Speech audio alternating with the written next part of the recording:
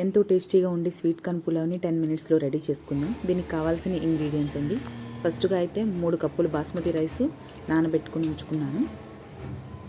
Next వచ్చి sweet corn అండి.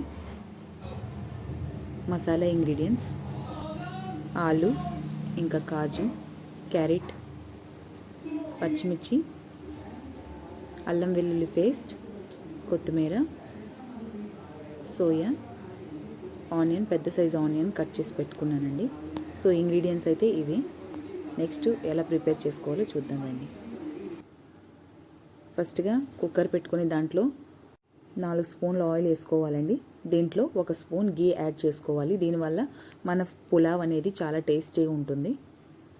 Next వచ్చి బిర్యానీ ఆకు, హోల్ గరం మసాలా యాడ్ చేసుకొని 1 మినిట్ పాటు దీన్ని ఫ్రై చేసుకోవాలి. ఇవి ఫ్రై అయ్యాక ఆనియన్స్ యాడ్ చేసుకోవాలండి. లైట్ గోల్డెన్ కలర్ వచ్చేదాకా ఫ్రై చేసుకోవాలి. కొంచెం సాల్ట్ యాడ్ చేసుకోవాలండి.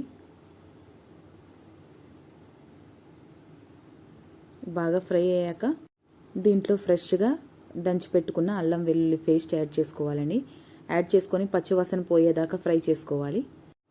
దీంట్లో పచ్చిమిర్చి యాడ్ చేసుకోవాలండి.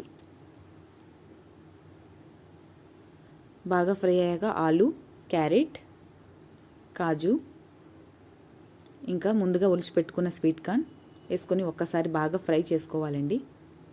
కొత్తిమీర, సోయాబీన్, కారం,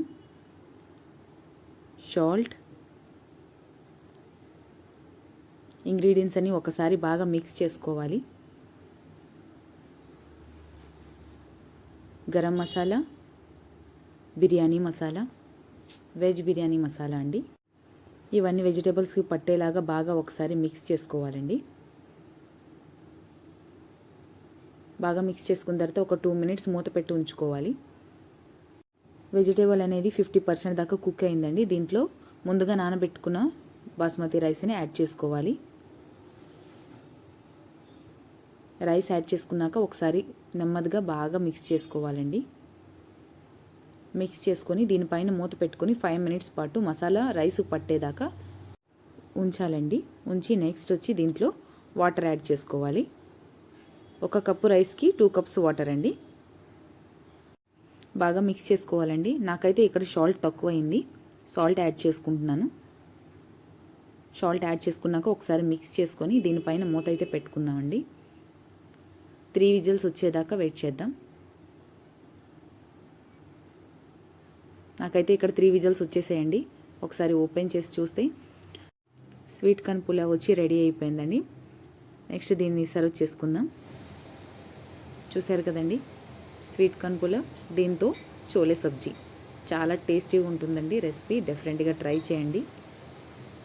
ట్రై చేసి కమెంట్ సెక్షన్లో చెప్పండి ఎలా వచ్చిందని.